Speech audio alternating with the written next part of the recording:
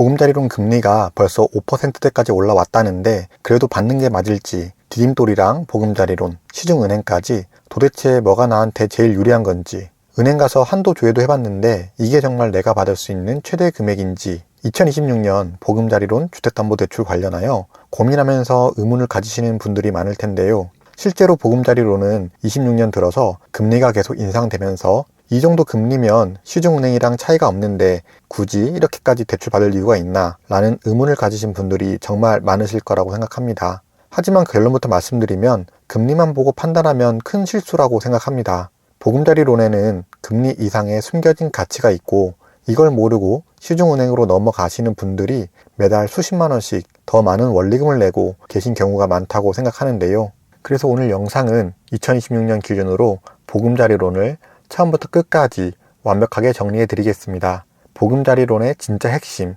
DSR이 아닌 DTI로 심사받는다는 것의 의미, 연봉 5천만 원이면 실제로 얼마까지 받을 수 있는지 구체적인 계산과 최대 50년 만기의 체증식 상환을 통한 환도 늘리기 전략, 그리고 디딤돌, 보금자리론 믹스 전략으로 수천만 원을 더 받는 법, 마지막으로 금리 5%에도 불구하고 여전히 보금자리론을 선택해야 하는 이유까지 이 영상을 끝까지 보시면 은행 창구에서 안내받은 한도가 전부가 아니라는 걸 알게 되실 겁니다. 먼저 보금자리론이 뭔지부터 짚고 넘어가겠습니다. 보금자리론은 한국주택금융공사에서 운영하는 정책형 주택담보대출입니다. 시중은행과 가장 크게 다른 점은 바로 심사 기준인데요. 시중은행은 DSR, 총부채 원리금 상환 비율을 보는데 신용대출, 학자금 대출 등 내가 가진 모든 대출에 원금과 이자를 합산하여 연소득의 40% 이내로 제한이 됩니다. 하지만 보금자리론은 DTI, 총부채 상환 비율을 봅니다. 주택담보대출을 제외한 다른 대출은 이자 상환액만 계산에 들어가기 때문에 즉 신용대출이나 학자금 대출이 있어도 한도에 미치는 영향이 훨씬 적습니다.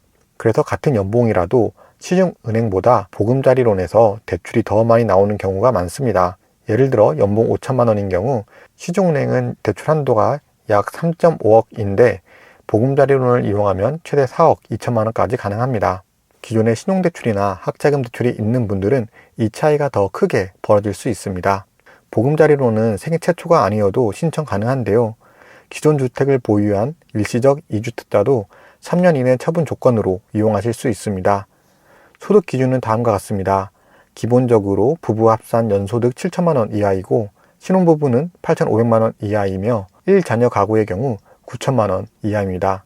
다자녀 가구는 1억 원 이하이며 전세 사기 피해자의 경우 소득 조건 제한 없습니다. 주택 가격은 6억 원 이하여야 하고 공부산 주택, 아파트나 연립 다세대 단독 등만 해당되기 때문에 주거용 오피스텔이나 근린생활시설은 제외됩니다. 여기서 중요한 포인트는 6억 원이라는 기준은 매매가가 아니라 KB 시세라는 기준인 점인데요. 계약 전에 반드시 KB 시세를 확인해서 6억 원 이하에 해당하는지 확인해 보시길 추천드립니다.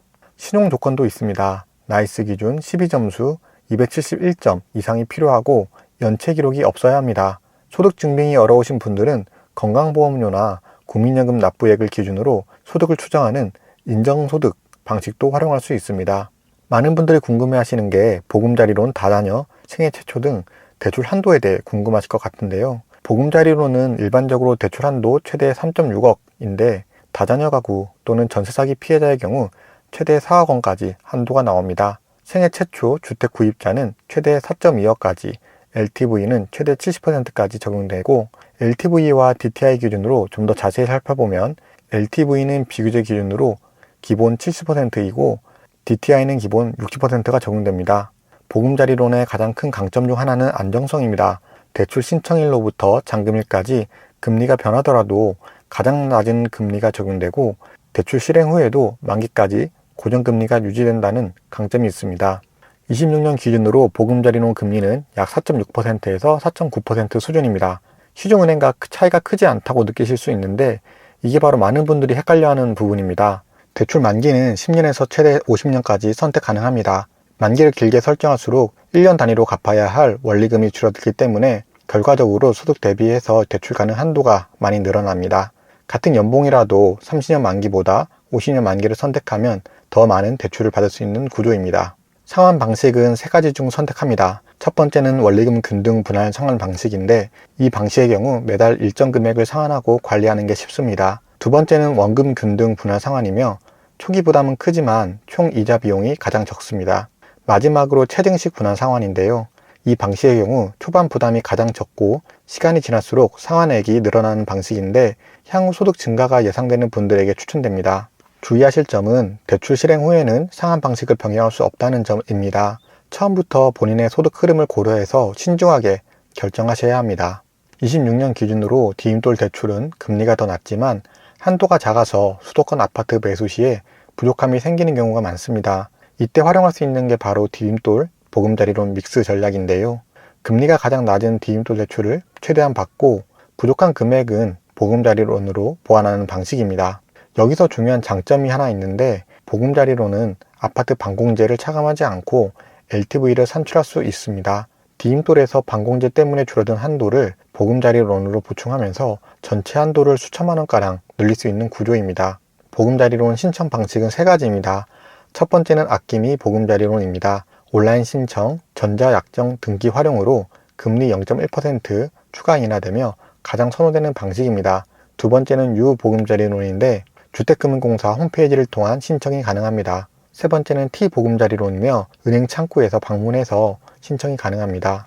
신혼부부, 저소득 청년, 다자녀 가구, 신생아 출산 가구 등 본인에게 해당하는 항목을 직접 체크해서 우대금리도 꼭 챙기시길 추천드립니다. 최대 2개 항목까지 중복 적용이 가능합니다.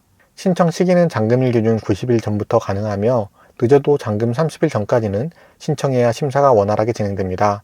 신청 전에는 한국주택금융공사 홈페이지에 예상대출 조회를 꼭 활용해서 본인 상황에 맞는 예상 한도와 금리를 미리 확인해 보시길 추천드립니다. 앞서 말씀드린 것처럼 보금자리론과 시중은행 금리 차이가 거의 없는데 굳이 보금자리론을 받아야 할까라는 의문이 충분히 드실 수 있습니다. 하지만 금리만 보고 판단하면 정말 중요한 걸 놓치게 됩니다.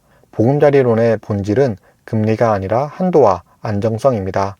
같은 연봉이라도 DSR이 아닌 DTI로 심사받기 때문에 더 많은 대출이 나옵니다. 시중은행에서 3억 5천만 원이 한도였던 분이 보금자리론에서는 4.2억까지 받을 수 있다면 그 차이는 금리 0.2에서 0.3%포인트보다 훨씬 더 큰 의미를 갖습니다. 그리고 고정금리라는 점도 중요한데요. 지금 금리가 5%대라고 하지만 시중은행 변동금리 대출은 향후 금리가 더 오르면서 원리금 부담이 같이 늘어납니다. 보금자리론은 만기까지 그 금리로 고정됩니다. 결론적으로 한도가 부족해서 원하는 집을 못 사는 상황이라면 보금자리론을 선택하는 게 맞고 이미 시중은행 한도로 충분하다면 굳이 정책 대출에 까다로운 조건을 맞출 필요는 없습니다. 본인의 상황에서 한도가 부족한지 조건이 부족한지를 먼저 따져보시는 게 핵심입니다. 보금자리론을 알아보시는 분들이 자주 헷갈리시는 부분이 있습니다. 자산 기준의 경우 보금자리론은 보유 자산 액수에 따라 제한이 있을 수 있습니다. 분양 아파트에 입주할 예정이신 분들은 계약 전에 본인의 순자산을 기준으로 미리 확인해 보시는 게 안전합니다. 그리고 많은 분들이 분양 아파트의 시세 반영도 궁금해 하실 건데요. 아직 등기가 없는 분양 아파트에는 KB 시세가 형성되어 있지 않는 경우가 많아서 분양가나 인근 시세를 기준으로 시세를 산정하는 방식이 사용됩니다. 지역마다 단지마다 기준이 다를 수 있으니 은행 창구에서 직접 확인하시길 추천드립니다. 마지막으로 대출 용도 제한도 있습니다. 디딤돌 대출과 보금자리론 모두 오로지 주택 구입 용도로만 사용 가능하기 때문에 여유자금 명목으로 추가로 더 받을 수 있는 구조가 아닙니다. 저의 경우 30살 때부터 인천과 경기도 청약 및 분양권 투자, 수도권 소액 갭 투자, 지방 핵심지 갭 투자, 서울 역세권, 아파트 경매 낙찰까지 받으면서 대출의 경우 내 집 마련이나 부동산 투자 시에 꼭 필수로 알아야 하는 상품 중에 하나라고 생각하게 되었습니다. 총 7번의 부동산 투자를 하면서 알게 된 저의 노하우, 인사이트, 반복론들과 특히 대출을 한 챕터로 따로 빼서 심도 있게 다룬 내 집 마련 성공 치트키라는 전자책을 만들었는데요. 생애 최초 내 집 마련을 처음 하시는 분들에게는 적게는 수백만 원에서 많게는 수천만 원, 수억을 아끼는 소중한 정보들이 담겨 있습니다. 부동산 정책은 매년 매달 바뀌기 때문에 그 시기에 맞는 정보가 매우 중요합니다. 정기적으로 시장 상황과 대출 정책에 맞춰 업데이트할 예정이며 지금 구매하신 분들은 이 가격대로 업데이트 본까지 계속 받아보실 수 있습니다. 전자책의 퀄리티에 불만족 시 100% 환불해 드릴 예정인데 전자책에 대한 자세한 이야기는 고정 댓글을 통해 확인이 가능하십니다. 오늘은 2026년 기준 보금자리론, DTI 심사 방식부터 신청 조건, 대출 한도, 50년 만기와 체증식 상환 전략, 그리고 디딤돌과의 믹스 전략까지 정리해 드렸는데요. 금리 5% 시대에도 보금자리론을 선택해야 하는 이유와 자주 헷갈리시는 자산 기준, 분양아파트 시세 반영 부분까지 함께 살펴봤습니다. 내 집 마련을 준비하시는 분들에게 도움이 되셨길 바라봅니다. 앞으로도 수도권 저평가 지역 분석, 단지 추천 영상들도 꾸준히 업로드하겠습니다. 어떤 지역을 어떤 우선순위로 봐야 하는지, 청약이 좋을지, 갭 투자가 좋을지 다음 영상에서 이어서 이야기 나눠보겠습니다. 부동산 재테크에 관심 있는 모든 분들을 응원하며 우리들의 성공적인 내 집 마련을 돕는 유익한 영상들로 찾아뵙겠습니다. 긴 영상 시청해 주셔서 감사합니다.